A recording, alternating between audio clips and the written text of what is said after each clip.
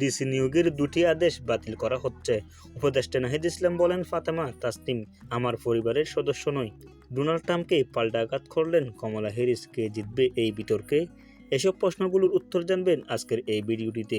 ভিডিওটি সম্পূর্ণ দেখার অনুরোধ রইল। মঙ্গলবার নিয়োগ প্রত্যাশী বঞ্চিত কর্মকর্তারা জনপ্রশাসন মন্ত্রণালয়ের যোগ্য সচিব আলী আদমের সঙ্গে দেখা করে ক্ষোভ প্রকাশ করেন।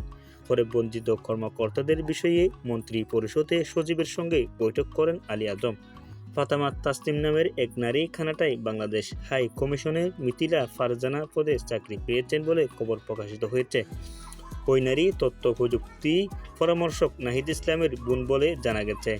নাহিদ ইসলাম বলেন, খবরটি সত্য নয়। ফ্যাক্ট চেকিং বা তথ্য যাচাইকরণ সংস্থা রুমার স্ক্যানারও এই তথ্য ভুল বলেছে।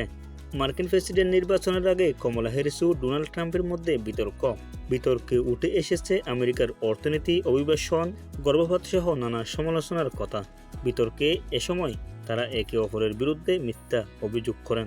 তাহলে ভিডিওটি দেখে কেমন লাগলো বিস্তারিত অবশ্যই আমাদের কমেন্ট বক্সে জানাবেন, এবং আপনি যদি আমাদের চ্যানেলের প্রথম হয়ে থাকেন আমাদের চ্যানেলটি অবশ্যই সাবস্ক্রাইব করবেন এবং ফেসবুক পেজটি অবশ্যই ফলো করবেন। আসসালামু আলাইকুম রহমতুল্লাহি ওয়া বারাকাতুহু।